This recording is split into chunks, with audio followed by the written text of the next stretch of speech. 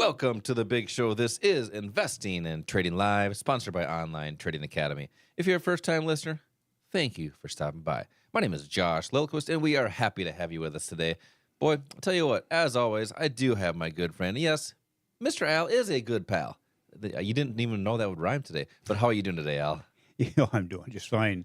I'm very impressed with your rhyming skills there. It's called That's improv. Sometimes whatever comes out is good or It's bad. called a flop. But I That's like to what we say, call it. I like to say, is for my entertainment. Hopefully, you find it entertaining as well. But good to have you on the show here today. We got a lot to cover here today. It was Fed Day this week on Wednesday. The Federal Reserve held rates the same. Correct, as anticipated. As anticipated, currently at 5.5%. Which, the market didn't really care for it too much. The market dropped from, if you're looking at the S&P 500 ETF, from around $444 per share all the way down to $438. So a decent drop on Wednesday. Yeah, what happened? It's not that they kept rates the same. We knew that they were going to do that. Now, what really is important is what they say about going forward. And what Powell said is that they may raise rates one more time this year. Correct, yeah. And then on Thursday, markets gapped down lower. The unemployment claims came out, and that was much lower, which, as we were talking before the show, you're saying that could indicate higher interest rates or hikes down the road. A stronger economy. The rates are not having the impact that the Fed had hoped that they would. And, and that shows that the economy is still strong, and maybe more interest rate hikes are coming. Yeah, and that's some of the things that we're going to discuss here on the show on Investing and Trading Live, sponsored by Online Trading Academy. And for those of you that are listening to the podcast, welcome to the podcast on Apple Podcasts, iHeartRadio, and Spotify. But Online Trading Academy, teaching people just like you for over 26 years how to trade and invest, whether it's stocks, which we talk a lot about. We got to get into a lot of options, which is another asset. Futures, which is another asset, Forex, even cryptocurrency, if that is your soup du jour. So Online Trading Academy actually trains and has content on everything about the financial markets.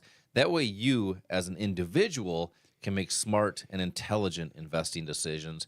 So that being said, just quick market update. As we talked about, the market has been slumping since the interest rate announcement, or lack thereof, we'll say, with the S&P 500. Same thing with the Dow.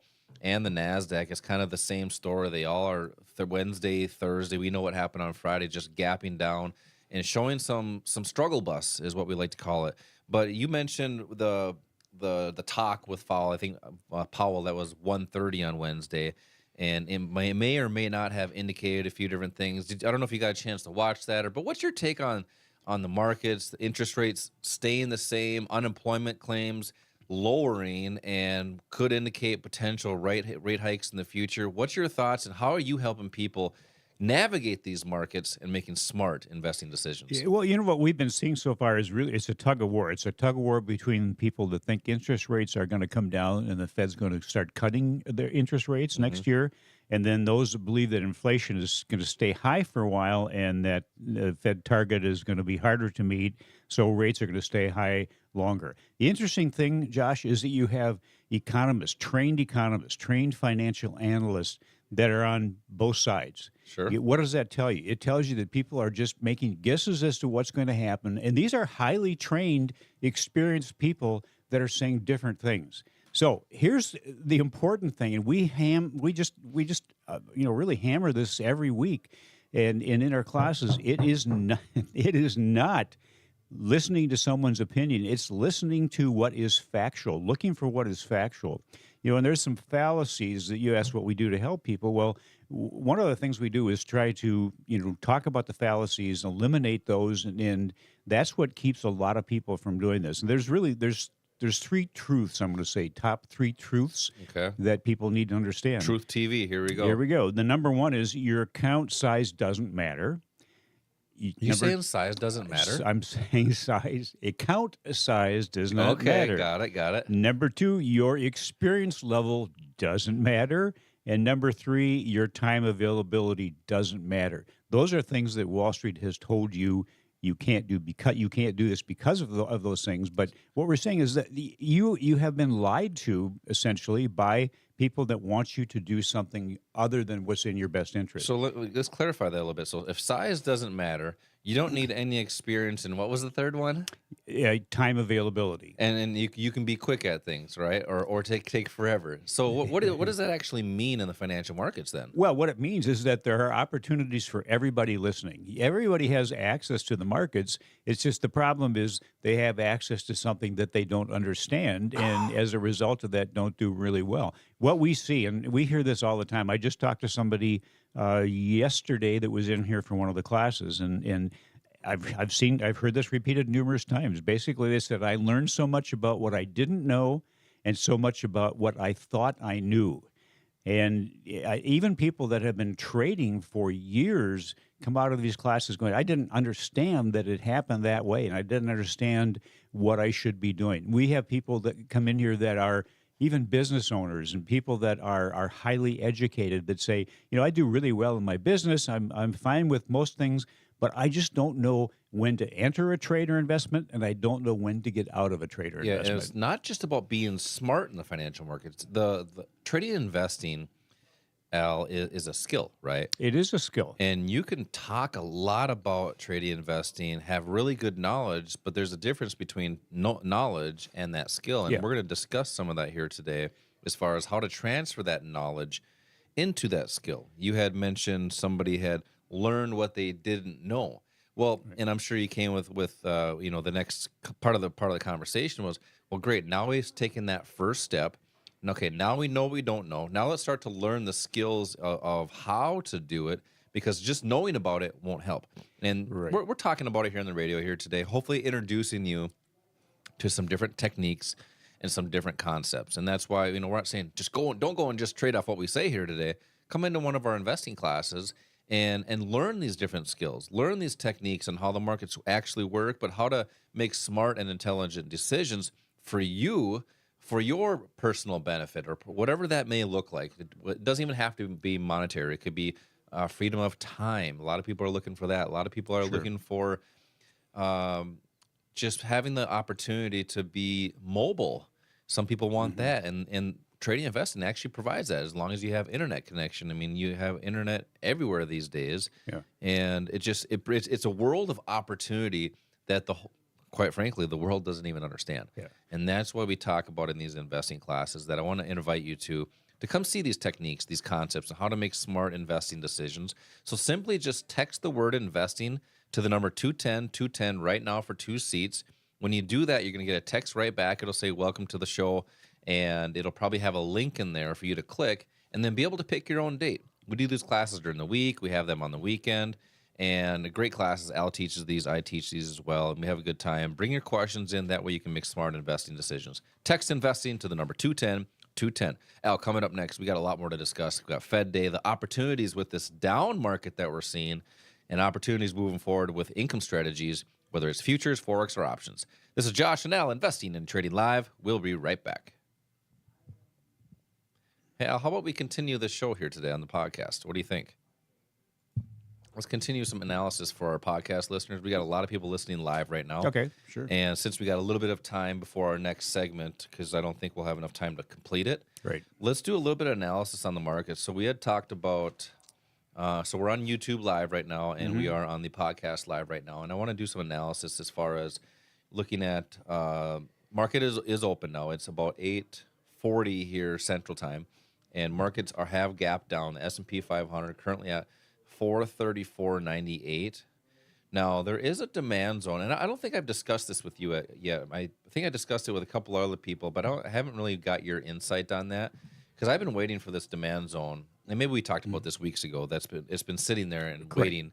Correct me if I'm wrong if we talked about this, but what are your thoughts on this demand zone, and do you see this price continuing to drop, and then is it an opportunity to buy, or does it really matter which way the market goes? No, it really doesn't matter. When the market's going up or it's going down, especially when we have these big moves, that's really what we look for, because the markets, whether it's the S&P or the Dow or the NASDAQ or the Russell, they have these great movements, and always there is going to be a point at which something is going to stop going a certain direction, turn around and go the opposite direction. That's where the greatest profits are made.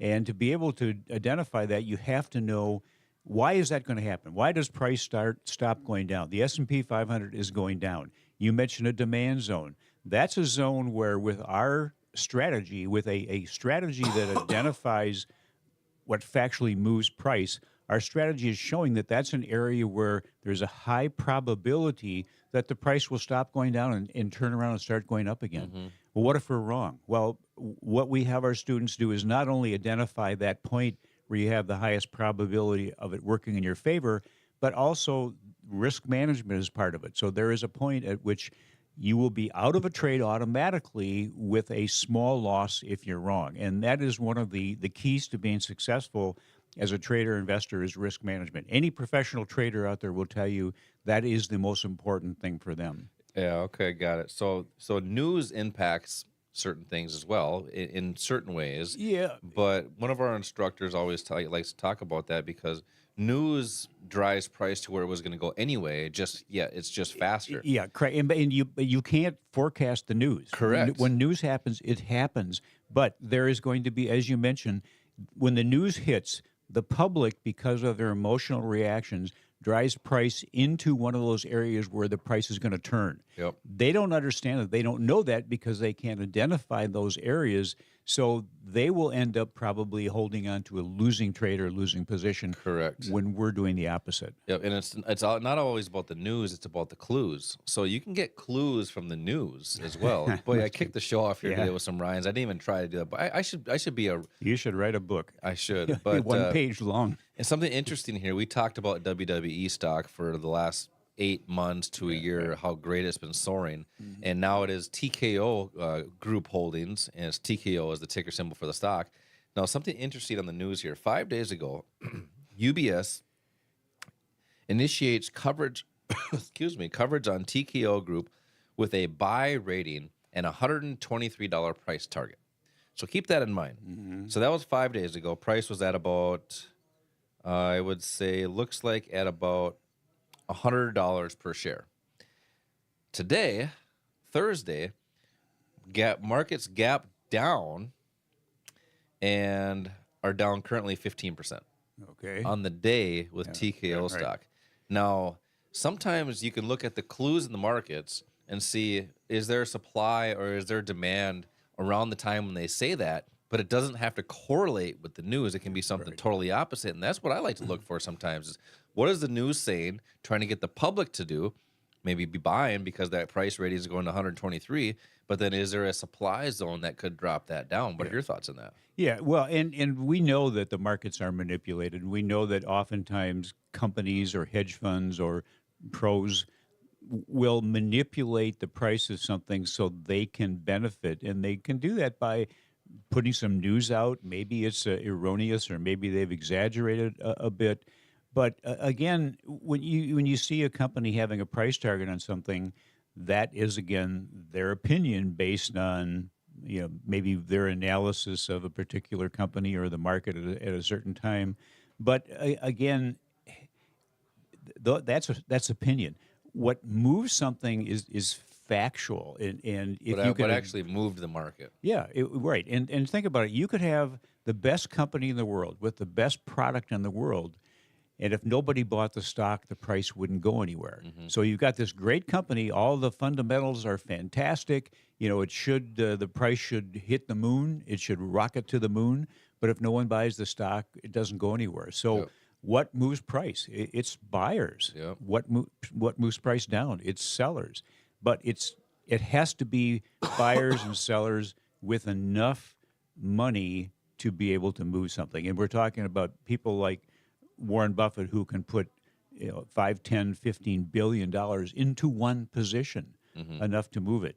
You and I are working towards that, but we're not there yet. Yeah, billions that's definitely a goal. Have billions of dollars. Right, but if they're leaving clues, if they're kind of showing us, tipping their hand, then we can follow what they're doing. And they go to extremes to not show people what they're doing. So you have to be able to find that. That's where the skill comes in. Mm-hmm. You can have all sorts of knowledge, as you mentioned before, but that knowledge isn't of any value unless you know how to use it and when to use it. That's the skill building part. Yeah, and that's supply and demand at its finest, and that's what we talk a lot about on the show here today. So thanks for covering a couple of different stocks here. We're going to continue on with the show here. We're going to do another 3 episodes here today, and good day, great day as the markets drop after Fed Day. So we'll continue that. As always, collect your profits when they're given to you, and protect your losses when they are small. Till next time.